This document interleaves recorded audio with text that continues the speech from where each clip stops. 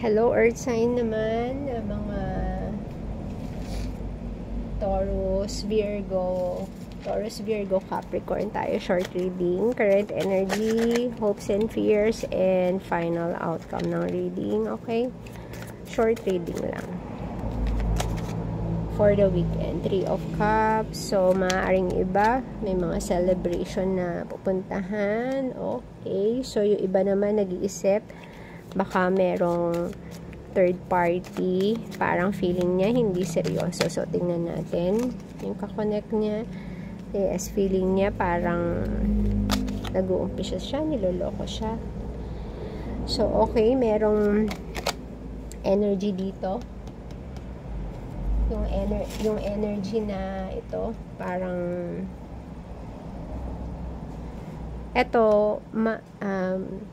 may nararamdaman. Ito sensitive yun. Pero, nakikinig naman to sa reality. Yan. 3 of Wands. So, okay. So, maganda naman. Hopes and fears. 7 of Swords. Meron kang talagang kinakatakutan na takot ka na baka lokohin ka. Ayan.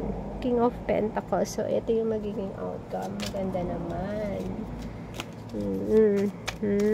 Okay. Mukhang it's all in the mind. It's all in the mind, mga Taurus, Virgo, Capricorn. Ayan. 3 of Cups. Ayan. Yung mga iniisip mo, alinlangan mo. Ayan. Ayan na yung pinaka-worst mong iniisip. Okay? So, Queen of Wands, Page of Cups, yung person mo, etong bago mong kausap, maaaring iba, bagong kausap.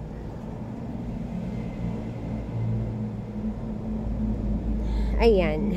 Parang yung iniisip mo, kasi sensitive tong bagong kausap mo ngayon. So, kung iniisip mo na parang hanggang umpisa lang ba siya, hindi ba siya seryoso, sasagutin niya. Okay? Knight of Cups. Gamitin mo daw yung intuition mo. Ayan. Okay. Itong person mo, very sensitive, pero very firm siya. Parang emperor. Okay. So, yung nakikita mo na baka iba ang gusto sa'yo. Ayan.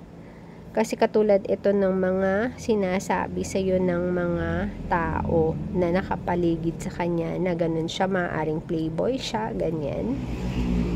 Kasi nga, baka marami siyang pera, maraming nakadikit na mga babae sa kanya, ayan. So, gamitin mo yung intuition mo kung totoo ba o hindi. Okay. 2 of Pentacles, the Magician, ayan. Knight of Swords.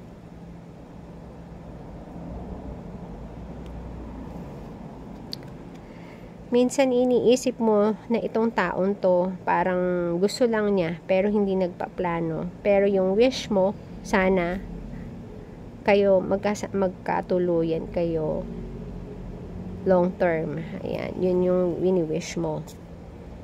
Ito yung minamanifest mo to. Minamanifest mo na sana hindi katulad nito, na parang naglalaro lang, ganyan. Hindi yun ang minamanifest mo. Gusto mo is long term. Ayan, Judgment. So, ayan. Page of Wands, King of Cups. Ayan, mag-move forward siya. Paano ba yan? So, yung kasi iniisip mo yan, nung nag-open up ka sa kanya, dun niya pinahayag na talagang tunay pala yung kanyang tunay pala yung kanyang hangarin sa'yo. Ayan. Na etong akala mo na hindi tunay, totoo pala. So, ngayon, nahihirapan ka naman mamili kung tatanggapin mo yung alok niya ng commitments. Ayan. So, clarify natin tong full. Ayan talaga, lumalabas na naman. So, yung etong akala mo na parang nagluloko lang, ganyan, pero hindi pala, nagmo-move forward siya. So, ikaw naman,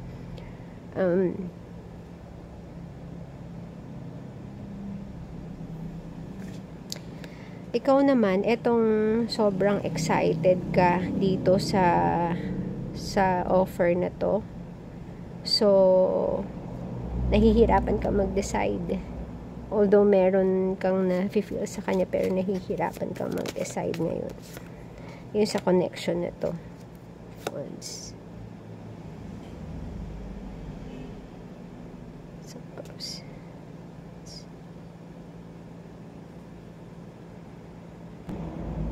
Sorry, nakat. So, eto, 7 of Swords. So, eto yung kinakatakot mo. May mga magbibitray ba sa'yo kung kinakatakot mo? Yung mga taong, yes, may mga toxic ka na taong nakapaligid sa'yo. May isa kang taong iniiwasan.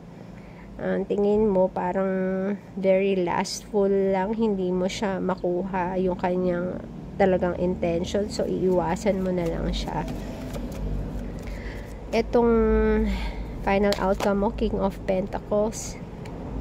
King of Pentacles, Knight of Wands. Merong tower moment kang magaganap, 9 of Pentacles. So, ito, Justice energy, 9 of Pentacles. Maaaring mas yung energy biglang magtitwist, no? Yung sobrang fall ka dito sa tao na to na nagsasabi na yes, gustong mag-build ng future with you, pero yung energy na pinapakita niya is opposite sa sinasabi niya, no? So, magkakaroon ka ng realization, parang in-snap na hihintuan mo to. Or merong isang big event na mangyayari na lalabas or lilitaw kung ano talaga siya. Okay. Final message. Ayan. 4 of Wands. Oh, yes. So, ikaw, etong parang sobrang depressed ka na, mahihinto na yan. And then, eto, maaring meron kang mamimit na perfect one talaga para sa'yo. Ayan, o, 11-11. Knight of Swords. So, marami kang